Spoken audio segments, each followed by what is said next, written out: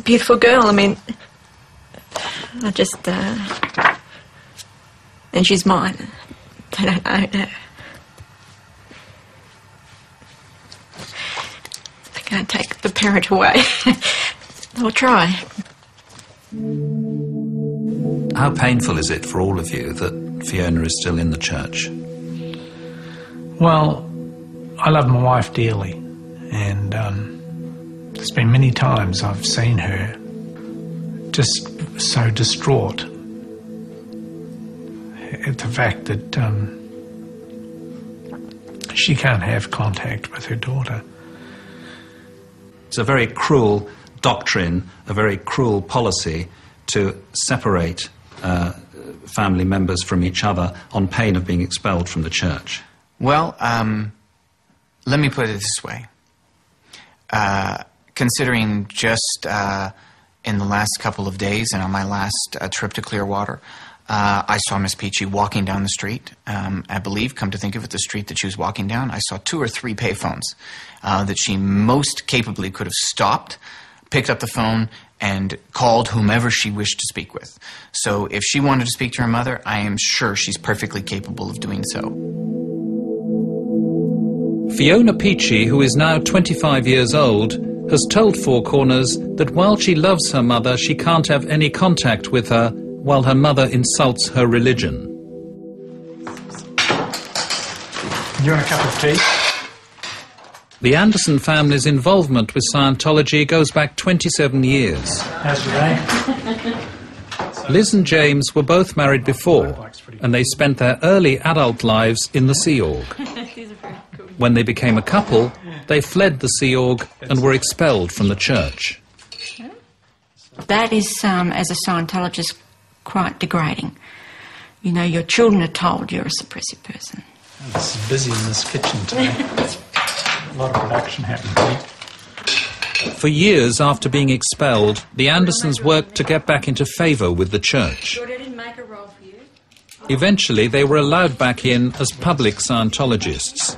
And when Fiona was 14 years old, the Sea Org came asking for her. You're indoctrinated as a parent that the best thing for your child, to save them, is to pull them out of the school system because they're corrupt and put them either in the Sea Org, which would be ideal, or working in an org, a lower organisation.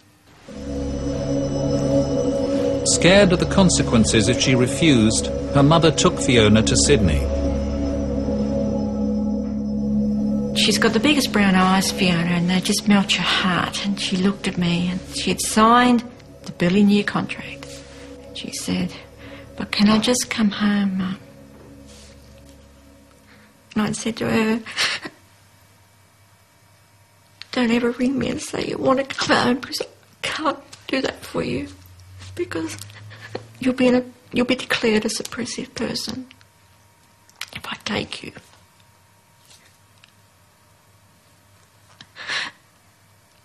I violate so many rules as a parent.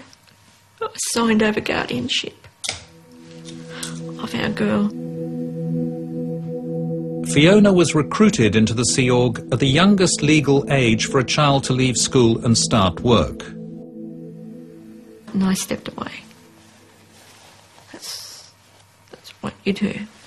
When you're indoctrinated and you've been declared a suppressive person and you're continually making up amends. So part of my amends is that I raised a beautiful daughter and I gave her to the church. Right or wrong, I take responsibility for my actions. In 2005, Liz and James allowed their youngest child, Jordan, to follow in Fiona's footsteps. I wanted to join the Sea Org ever since I was 2 years old. I remember walking around saying I'm going to be a counsellor in the Sea Org. I love the uniform and I wanted to have that honour as a Sea Org member. So I signed a contract for 1 billion years. Why do you recruit children into the Sea Org? Actually, we don't. Well, there are parents out there who would say you do. The Andersons, for example, would certainly say that you've done that. Okay. Well, in their individual case, fine. The fact of the matter is that the church doesn't discriminate against people by virtue of age. When she arrived at the Sea Org, age 14, Jordan was asked to give a detailed account of her private life, something she herself would later demand of other recruits. You've had no sexual relations, you haven't masturbated, you never watched a porn movie. You know, like, they really pull it to shreds and pieces, and like, they even say you haven't had sex with an animal. Jordan Anderson was posted to the HCO, the Hubbard Communications Office in Sydney, where she worked as a personnel control officer. She says she had an average of 3 days off a year. The job carried great responsibilities, the pay was minimal, and the hours excessive. I stayed up 72 hours once, just trying to get someone approved to go auditor training overseas. 72 hours without sleep? Mm. And you were 15 at the time? Well, if that is actually the case, that would be utterly and completely unacceptable. The Sea Org provided Jordan with free board and lodging here in Sydney. But her work involved long hours, and once, she says, when she failed to recruit a member of the public, she was severely punished. She was told to scrub out a dumpster. We didn't have any gloves, we had no masks. I was in my uniform pants and an old t-shirt. But there was no OH&S. I mean, they were violating every single point that I know of OH&S. And I was there until 2 o'clock in the morning.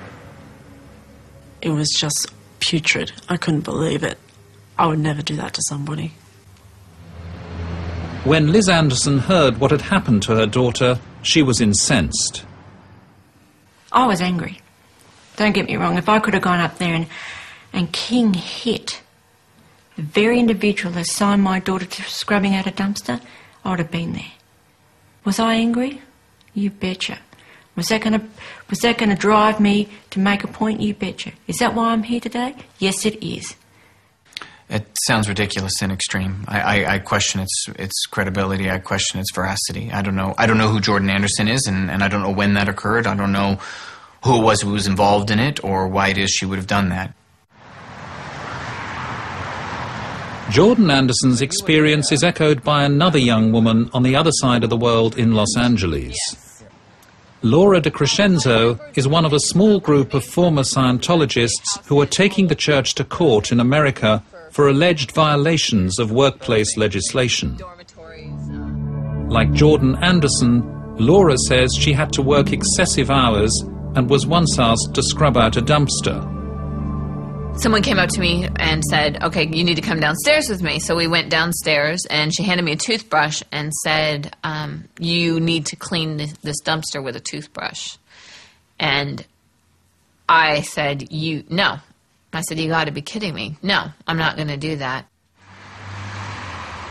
Laura DeCrescenzo has backed her allegations with sworn statements, and other former Scientologists have as well. The church accuses the American litigants of lacking credibility and having ulterior motives. You're taking the church to court. Why are you doing that? My lawsuit covers human trafficking, labor law violations, and forced abortions.